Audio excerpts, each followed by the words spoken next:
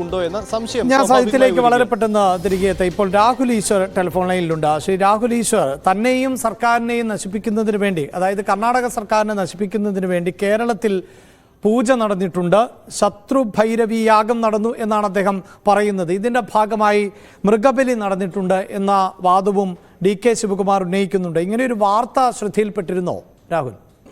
തീർച്ചയായും ശ്രദ്ധയിൽപ്പെട്ടിരുന്നു. ഒരുപക്ഷെ നമ്മൾ എല്ലാം അറിയേണ്ടത് കേരളത്തിലെ അമ്പലങ്ങളിലോ കേരളത്തിലെ പൂജാരിമാരോ ആരും ആഭിചാരം ചെയ്യാറില്ല, അല്ലെങ്കിൽ ദുർമന്ത്രവാദം ചെയ്യാറില്ല. സാത്വിക പൂജാരീതികൾ മാത്രമാണ് പിന്തുടരുന്നത്. അതുകൊണ്ട് ഇതിനെ നമ്മൾ ഈ പൂജ, ഹോമം, യാഗം, യജ്ഞം, ഹവിസ് എന്നെല്ലാം പറയുന്നത് പോസിറ്റീവാണ്. നമ്മൾ മന്ത്രവാദത്തിൽ വിശ്വസിക്കുന്നവരല്ല, തന്ത്രത്തിലാണ് നമ്മൾ വിശ്വസിക്കുന്നത്. പക്ഷേ രാഹുൽ, കേരളത്തിലെ ചില ക്ഷേത്രങ്ങളിലൊക്കെ അങ്ങനെ നടക്കാറുണ്ടായിരുന്നില്ല. ഇപ്പോഴും ഈ മൃഗബലി എന്നത് ഒഴിവാക്കപ്പെട്ടിട്ടുണ്ടാകും. പക്ഷെ അങ്ങനെ ഇപ്പോൾ കൊടുങ്ങല്ലൂർ പോലെയുള്ള ക്ഷേത്രങ്ങളെ അല്ലെങ്കിൽ മലബാർ പോലെയുള്ള ക്ഷേത്രങ്ങളിലൊക്കെ ഒരു കാലഘട്ടത്തിൽ നടന്നിരുന്നില്ല. ശരിയാണ്, അങ്ങ് പറയണ കറക്റ്റാണ്. പക്ഷെ 99.99% അമ്പലങ്ങളിലും അല്ലെങ്കിൽ 99% അമ്പലങ്ങളിലും നെഗറ്റീവ് പൂജാരീതികൾ, ആഭിചാരം, മാരണം തുടങ്ങിയ കാര്യങ്ങൾ ചെയ്യാറില്ല.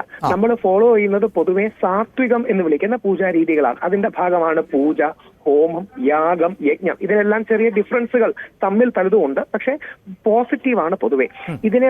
മറ്റേതിനെ പറയുന്നത് ബ്ലാക്ക് മാജിക് എന്നാണ്, അല്ലെങ്കിൽ നെഗറ്റീവാണ്, നെഗറ്റീവ് എനർജിയാണ്. അതിന് ദുർമന്ത്രവാദം എന്നാണ് പറയുന്നത്. നമ്മളെന്ന് പറഞ്ഞാൽ പൊതുവെ കേരളത്തിലെ ഒരു പൂജാരീതികളും അത് അവലംബിക്കാറില്ല. പക്ഷെ എല്ലാ സമൂഹത്തിലും തെറ്റുകൾ ഉള്ളതുപോലെ അത് നെഗറ്റീവ്ലി യൂസ് ചെയ്യുന്ന ആൾക്കാരുണ്ടാകാം, ഇല്ലെന്ന് പറയുന്നില്ല.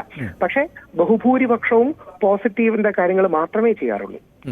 അതായത് ഈ രാജരാജേശ്വരി ക്ഷേത്രത്തിന് സമീപമുള്ള ഒരിടത്ത് എന്നാണ് അദ്ദേഹം പറഞ്ഞത്. അപ്പോൾ അങ്ങനെ നടക്കാനുള്ള സാധ്യത താങ്കൾ തള്ളിക്കളയുകയാണ്?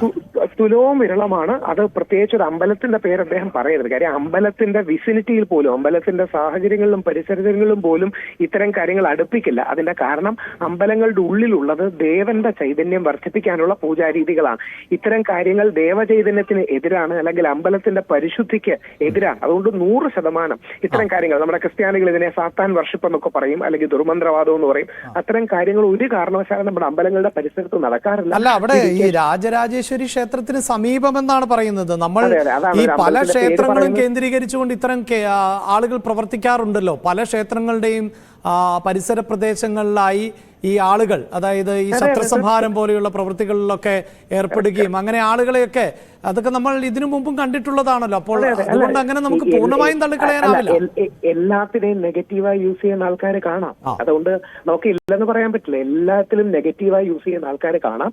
പക്ഷെ നമ്മുടെ മുഖ്യധാരയിലുള്ള ആൾക്കാർ ആരെങ്കിലും ദ്രോഹിക്കാനോ അല്ലെങ്കിൽ ഇല്ലാതാക്കാനോ വേണ്ടിയല്ല ചെയ്യാറുള്ളത്. നമ്മൾ നേരത്തെ പറഞ്ഞ പോലെ ഈ സാത്വിക പൂജാരീതി എന്ന വാക്ക് എന്ന പ്രസക്തിയുണ്ട്. അങ്ങേക്ക് അറിയാവുന്ന പോലെ നമ്മുടെ പൂജാരികൾ ആരും ആഭിചാരങ്ങളോ നെഗറ്റീവ് കർമ്മങ്ങളോ ചെയ്യാറില്ല. ഈ നെഗറ്റീവ് കർമ്മങ്ങൾ ചെയ്യുന്നത് തന്നെ ദോഷകരമാണ്. അതുകൊണ്ട് തീർച്ചയായിട്ടും ഒരു കാരണവശാലും അത് ചെയ്യില്ല. അപ്പോൾ ഇതൊരു റോങ് ഇൻഫർമേഷൻ ആയിരിക്കാം എന്ന് താങ്കൾ പ്രതീക്ഷിക്കുകയാണ്? റൈറ്റ്. അദ്ദേഹം വളരെയധികം നന്ദി രാഹുൽ ഈശ്വർ. സജിത്ത്